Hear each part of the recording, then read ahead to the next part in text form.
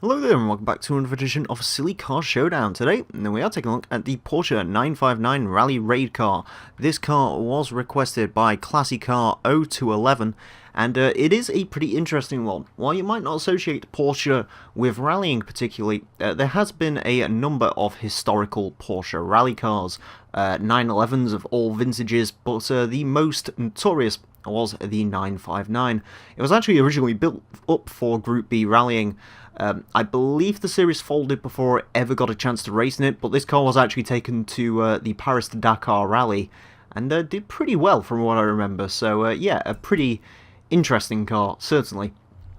Anyways, while it is historically significant, we are going to ruin it slightly today because we are going to install a new engine and see what it can do. Our options are actually pretty interesting. We have a 4-litre flat 6, which is from a 2016 GT3 RS, a 3.8-litre flat 6 twin turbo from the modern day GT2 RS, and we also have the 4.6-litre V8 hybrid motor from a 918, and this is the one Classy Car wanted me to use, so that is the engine we're going to use.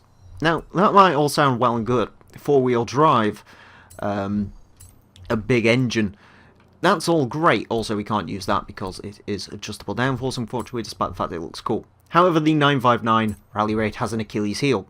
It cannot use race tyres. We are stuck on the standard off-road tyres, although they can be quite big. 285s on the front, 305s on the rear. Those are pretty darn impressive, and we can drag them out. But yeah, we can't install race tyres on this car, which could pose a bit of an issue.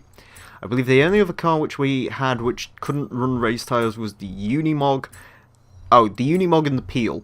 And those are sort of joke cars. This isn't actually a joke car. This could be quite quick, depending on what it's going to do. The other thing you might notice is there's no customizable suspension on this car, which means we have to run around on jelly, wobbly rally suspension. So this could be very interesting, yeah. But, I mean, it's S2951, which is one of the highest PI cars we've ever had. 1,441 horsepower, 1,347 foot-pound of torque, 2,899 pounds of weight, 3.3 seconds to 60, top speed of almost 200 miles per hour. Yeah, S2 Class 951, that's one of the highest PI cars we've ever had. I think the only thing really higher than this was the Huracan. For obvious reasons. So this is one that could very much go in a couple of different ways. Now, the track we are using is snowy, however, it's not a rally track, you know, there's no like permanent snow areas on the track, so the chance for these tyres to be really effective isn't really there. But yeah, I'm not actually sure what this one's gonna do. But there's only one way to find out. Let's head to an equally snowy Edinburgh and see what it can do. So here we are at our ever snowy Edinburgh track, where our 959 Rally Raid is going to get 5 laps to set the best time it possibly can. Our current leader is the Ferrari Huracan V12 GT, which set a time of 1:35.743. The 959 is unlikely to beat that, although if it was on race tyres, I'm not sure. In terms of where I think this car may end up, I actually have no idea, because it really does depend on how this thing handles not being on race tyres and also being on softy, wallowy rally suspension. I mean, if it can get like a 146.037, which is around the GT40 EcoBoost, I will be mighty impressed. Acceleration is mind-blowingly quick on this thing. It's quoted as a 3 seconds 0 to 60. I'm assuming that's just because the gear ratios on this thing are so ridiculously I mean, yeah, it's TVR Griffith levels of quick. And the TVR Griffith is, I think, the quickest straight line speed car we've ever had. You know, it was actually quicker than the Huracan. The one issue that you could possibly run into with this car, and we may end up running into it, the gear ratios are ridiculously short, as you've probably noticed by now, and as a result of that, the top speed of this thing is 201 miles an hour, and that's what it tops out at, so we may very well hit 201 miles an hour coming down the straight. It is ridiculously fast, though. It's so quick. The brakes are also so awful. Yeah, that's sort of a slight downside of not having those race tyres. The suspension setup actually isn't too bad. The gear ratios also aren't too bad to deal with. 149.5 on our first run out, and we're going to completely miss that corner. Yeah, need to remember I do not have the grip levels that I usually would have in this thing. Yeah, you can sort of see just the gears are so stupidly short. I can just about keep up with it. I think if you was using manual clutch on this car, you'd have a serious issue. I, of course, just run standard manual because, well, no other racing game I know really bothers with clutch control, so I don't see the point of learning it for just one game. So, but yeah, it's hilariously quick. You can pretty much full throttle it anywhere as well because it has got four-wheel drive, it has got the rear engine. It will end up correcting itself, which is quite nice. But yeah, it's just not good. I would be very curious to see what a standard 959 is like with this engine. I'm assuming the 918 engine would probably get into the standard 959. If it does, yeah, that could be a very interesting car indeed, because this thing on like race tyres with proper racing suspension, again, I could honest to God see it going way towards the top of the leaderboard, as in potentially getting very close to the Huracan. I don't know if it'd quite knock it off just because you know, the Huracan is 6 seconds quicker than anything else we've had. There are a couple of requests that could very well beat the Huracan in the future, though. That's why I've said, don't think that Huracan is a done deal, that it's at the top of the leaderboard. There is a very high chance it could be knocked off by something at some point.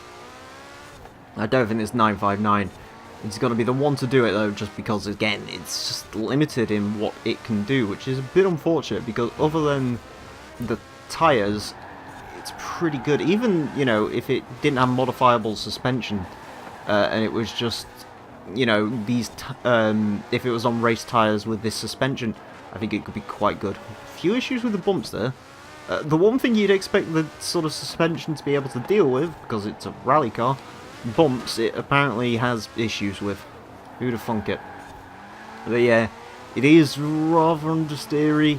The brakes are not good, as in really not very good. It's sort of more through the higher speed corners. Lower speed corners, it doesn't really matter all that much, but through some higher speed sections like that, where it's really advantageous to take the shortest line you can, they just can't do it.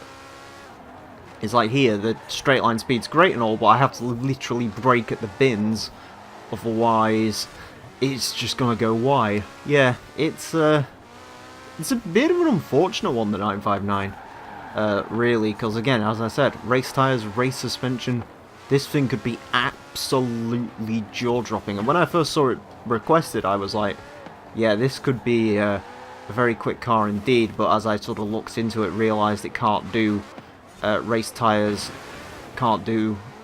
I mean, it has race suspension on its stock, but obviously I'm not allowed to tinker with it. Also, that section was very messy. Getting a clean lap out of this is going to be a challenge. Getting a clean lap out of this is going to be much more of a challenge if the gates decide to have a force field on them. Yeah. That's not particularly great. This lap time might be, though. A 1:46.880 is pretty good. Trying to brake for that corner is not particularly good. It's such a slight right, but because, again, it's not on race tyres, usually you can't take that flat out anyway, because it's one of those corners that looks a lot worse than it is.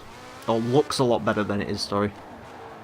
And also you have sort of the turn at the top of the hill as well, which means it's not particularly advantageous to take that full throttle. Got a weird bump there. Might have actually helped it slightly, sort of getting the rear end out around that corner. Helping to steer with the back end of the car, as I'm sure people say. Yeah, just having to brake so early for some of these corners really is just eating away at the potential lap time on this car, because, again, the potential for this thing is pretty incredible, but, yeah. It is what it is. We've got to deal with the cars that we've been dealt. The tyres on this as well, you know, 285s on the front. That really is helping this car. If it had like 245s on the front, we would be a bit boned. The curious thing with this is, despite being a four-wheel drive car, the rear tyres are actually bigger than the front tyres, which is interesting. That's not normally something you see. It's not something I'm going to complain about, especially with the engine being in the rear. The rear sort of needs all the traction it can get when going around corners, but yeah, it's still a pretty curious one. We very nearly almost hit the limiter coming down towards these sort of undisturbed ends of death. It can destroy bus stops quite well though, which is a very handy feature. This is going to be quick. A 142.800. We are eating away at that NSXR's time. I think that was a 142.500. So if this can beat that, that would be incredible. It has beaten the GT40, so yeah, I'm impressed. I'm impressed and also slightly disappointed. It's a very weird sort of emotional thing, this car, because again, it's very quick. It's very good, actually, for considering. But how much better could it be, is sort of what I'm left thinking. You know, how good would a stock 959 be? Questions which we may get answered at some point, but as of now, this car is just a monument to what could be. But we are not going to get stopped for the Glasgow Smile. I don't think this lap's going to be any quicker than that previous lap, but I could be surprised. Hold on the brakes, try and get around here. There we go. A lot of sideways moments in this car. When it does get sideways, again, it's not really a big deal. You just sort of punch the power and eventually the car will figure itself out. But yeah, I quite like it, I've got to be honest, from a silly standpoint. Driving wise, I actually quite like it. It is absolutely terrifying, but it is kind of good. Ugh. Bloody brakes at the final moment just eat this car alive. Which is a bit of a shame. Again, I don't think that lap would have been any quicker anyway, but yeah, not massively consistent, but you know, you only need one good lap to end up going well on the leaderboard, and it did certainly do that. A 142.800 will put this thing in to 5th place. Goes in between two of the old leaders, actually, the Honda NSXR GT Hybrid. 0.3 of a second off of that, and it is 0.4 of a second quicker than the Stelvio. So yeah, pretty solid time, and again, it's the quickest car that we couldn't do anything with the tyres and the suspension on. But yeah, again, it's sort of one of those weird ones. I like it a lot, but I am just left wondering what could be when it comes to the 959 rally car.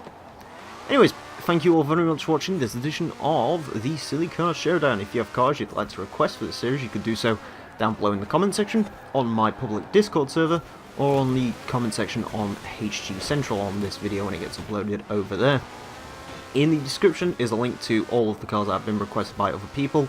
Do bear in mind, I delete them off as soon as I fulfill a request. I may very well go back and add them back on so you can see what's already been requested. That's actually a good idea, I should keep hold of that, but yeah, it's me, so don't count on that happening anytime soon, but I'll try and get around to it.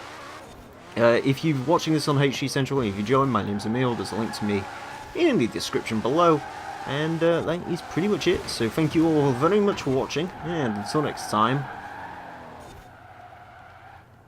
a farewell.